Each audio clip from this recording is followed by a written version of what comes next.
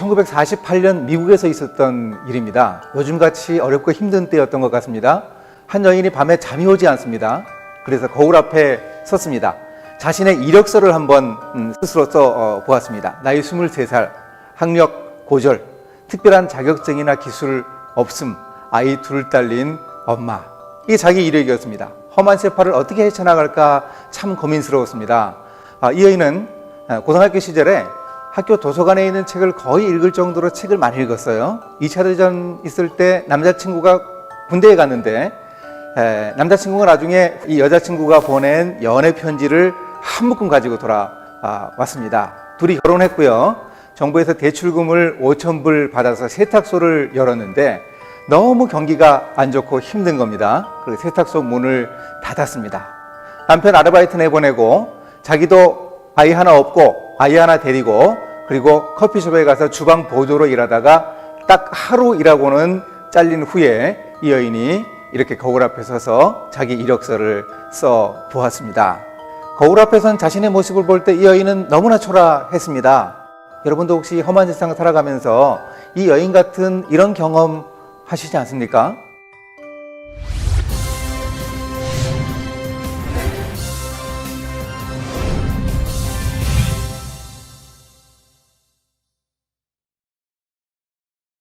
이렇게 사방이 꽉 막힌 것 같은 이런 암담한 상황에 있을 때 여러분은 어떻게 인생의 돌파구를 찾아가십니까?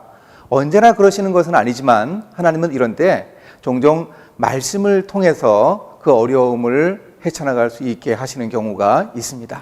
앞에 이 여인은 다시 잠자리에 들었습니다. 근데 잠이 오지 않는 거예요.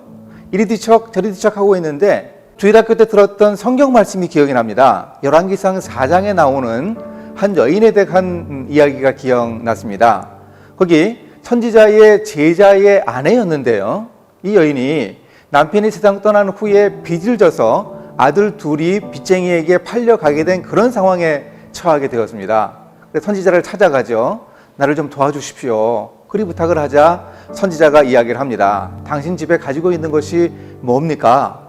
우리 집에 한 그릇 기름밖에는 없습니다. 그래서 선지자가 이야기를 합니다.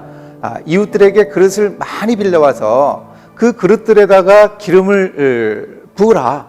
그러면 그 기름이 차고 넘칠 텐데 그 기름을 팔아서 빚을 갚고 아들 둘과 함께 생활하라는 이야기였습니다. 이 여인은 생각했습니다. 우리 집에 남아있는, 내게 남아있는 한 그릇, 한 병 기름이 과연 무엇일까 생각했습니다. 이때 또 하나 생각난 성경 구절이 있었습니다. 바로 마태복음 25장에 나오는 달란트 비유였습니다. 우리가 잘 알고 있듯이 5달란트, 2달란트 받은 종들은 그만큼 남겨왔죠. 그런데 1달란트 받은 종은 그걸 땅속에 묻어두었습니다. 그러자 이 1달란트 받은 종에게 주인이 하는 이야기가 있습니다. 마태복음 25장 29절에 무릇 있는 자는 받아 풍성하게 되고 없는 자는 그 있는 것까지 빼앗기게 되리라 하는 말씀이 나옵니다. 우리는 이 구절 별로 그렇게 중요하게 여기지 않는데 이 구절이 이 여인에게 딱 기억이 납니다. 그래서 내가 만약에 1달란트 받은 사람이어서 1달란트를 땅속에 묻어두면 어떻게 되었을까 스스로 생각을 해보게 됩니다. 내게 남아있는 한 그릇 기름이 무엇이고 1달란트가 무엇일까 가만히 한번 생각을 해보았습니다. 가만히 생각을 해보니까 고등학교 다닐 때 책도 많이 읽었고요. 글 쓰는 재주는 좀 있다 이런 생각이 듭니다. 작문 시간에 선생님이 교지 편집하는 일도 맡겨 주었고요. 그래 이 여인이 자리에서 일어납니다. 일어나서 이제 잠은 달아났습니다. 식탁 위에 지역신문 볼드인 파크를 펼쳤습니다. 그리고 평소에는 보지 않던 광고란을 보기 시작했습니다.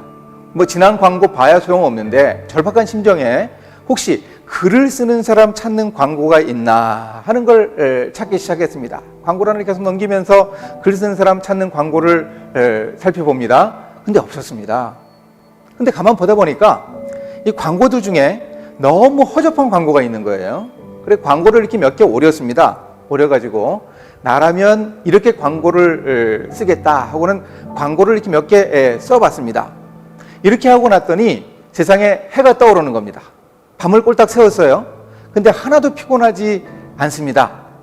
그리고 이 여인이 아침에 일어나서 남편 일을 보내고 그리고 아이들을 좋은 옷 입히고 자기도 좋은 옷 입고 그리고 하나 유모차에 태우고 하나는 없고 우리식으로 얘기하면 읍내죠. 다운타운으로 갑니다. 한 3km 되는 길을 걸어가면서 생각했습니다. 내가 과거에 이런 인생을 살았는데 앞으로 어떻게 살아야 되겠다 스스로 자신을 생각합니다. 몰드윈 파크사의 문을 열고 들어갑니다. 저 안쪽에서 한 키 작은 남자가 인상을 쓰면서 나옵니다. 소리칩니다. 혹시 몰드윈 파크사의 발행인이세요? 사장님이세요? 혹시 편집장님이신가요? 제가 몰드윈 파크사의 광고란을 전부 사겠습니다. 광고를 저에게 파십시오. 여러분, 신문하는 사람들, 잡지하는 사람들에게 이 광고는 정말 중요하죠. 제가 전에 월간 일하는 시리아들 편집장 할 때 그때 광고 내고 광고비 못 받은 거 아직까지 기억납니다. 강서구 화곡동에 아무개 여행사 600 몇만 원, 저기 남양주에 있는 CD 만드는 그 집에 120만 원, 부천에 어디 70만 원, 제가 아직까지 그 금액까지 기억하고 있습니다. 광고란을 전부 사겠다니요. 귀가 번쩍 뜨이는 얘기입니다. 들어보니까 이 여인이 광고란을 자기가 전부 도매 가격으로 사서 광고주를 1대1로 만나서 그 광고주에게 맞는 광고 카피를 써서 그리고 광고를 내주고 그리고 신문사 광고비는 일주일 후에 현금으로 입금을 하겠다는 것이었습니다. 이거 신문사 입장에서 얼마나 좋은 조건입니까? 완전히 광고 사업부 자체를 좋은 조건으로 아웃소싱 하는 거잖아요. 그래 허락을 받습니다. 이 여인이 신발이 닳도록 뛰어다닙니다. 낮에는 광고주들을 만나서 자기 꿈을 얘기합니다. 광고 카피에 쓸만한 내용들을 적어서 밤에는 광고 카피를 적습니다. 이 여인의 인생 키워드는 바로 광고였습니다. 이 여인이 얼마 지나지 않아서 그 5,000불 빚을 갚았습니다. 그리고 그때가 1948년이었는데요. 2007년에 세상 떠날 때까지 이 광고, 마케팅 이 분야에서 미국에서 탁월한 업적을 남긴 그런 사람이 되었습니다. 이 여인의 이름이 도티 월터스입니다. 저는 이 얘기를 이렇게 책으로 읽고 이 여인의 이야기하고 성경 이야기가 어떻게 이렇게 딱 맞을 수 있을까 생각을 하게 되었습니다. 성경 속에 여인이 빌려온 그 그릇은 이 여인의 소유가 아니잖아요. 볼드윈 파크 신문사가 그렇잖아요. 도티 월터스에게 그것은 남의 소유입니다. 거기에 자기에게 있는 줄도 몰랐던 그 광고 카피를 적는 글 쓰는 능력, 그 한 병 남아있는 기름, 한 달란트, 그걸 거기에다가 쏟아 부었습니다. 그걸 팔아서 빚을 갚고 그리고 생활하게 되었습니다. 성경에 나오는 얘기하고 이 여인의 얘기하고 딱 맞습니다. 아들도 둘 똑같습니다. 단 하나 차이는 뭔가 하면 성경에 나오는 여인은 남편이 죽었고 이 여인은 남편이 살아 있습니다. 이거 하나만 다르고 나머지 얘기가 똑같았습니다. 저는 이렇게 성경을 우화적으로 해석하는 거 좋아하지 않습니다. 제가 다닌 총신대학교에서 이렇게 설교하면 그러면 졸업 못합니다. 근데 이렇게 딱 맞는 이 얘기, 여기서 제가 어떤 교훈을 얻었는가 하면 이렇게 우리 인생의 비전, 우리 인생의 키워드, 우리 인생의 꿈을 말씀 속에서 발견할 수 있구나 하는 것이었습니다. 저는 청년들에게 또 중고생들에게 설교하고 강의할 기회가 있을 때마다 이 도티 월터스의 이 얘기를 꼭 해줍니다. 오늘 우리 시대에 정말 어렵고 힘든 시대에 말씀 속에서 이렇게 비전을 발견하고 꿈을 찾아야 하겠다 하는 것이죠. 제가 또 역사를 보니까 이렇게 말씀 속에서 꿈을 찾은 또 한 사람이 있었습니다. 윌리엄 윌버퍼스라고 하는 영국 사람입니다. 이 사람은 21살에 영국의 하원 의원이 되었습니다. 그리고 25살에 회심했습니다. 근데 그 시절이 참 힘들고 어려웠습니다. 당시 영국은 여러 가지 사회 문제들 부패한 그런 문제들이 있었고 노예 산업이 영국의 중요한 산업이 되어 있었고요. 국가 재정의 30%를 이 노예 무역을 통해서 얻을 정도로 하나님의 뜻에 반하는 그런 모습이었습니다. 이 윌리엄 윌버퍼스가 회심한 후에 성경을 읽다가 창세기에 나오는 인간관, 하나님의 형상으로 사람을 창조하신 그 창조된 그 인간관을 생각을 할 때 이 노예 무역은 이건 있을 수 없는 일이라는 그런 깨달음을 얻습니다. 흑인도 역시 우리의 친구라는 그런 깨달음을 가지게 됩니다.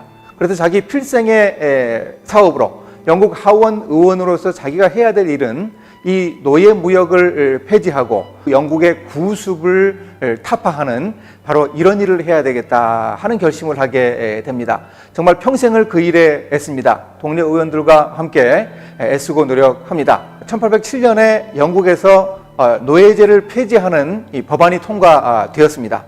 그러나 법안이 통과되었다고 해가지고 제대로 노예제 폐지가 시행되지 못했습니다. 왜 그런가 하면 이 노예를 소유하고 있는 주인들은 그 노예가 돈입니다.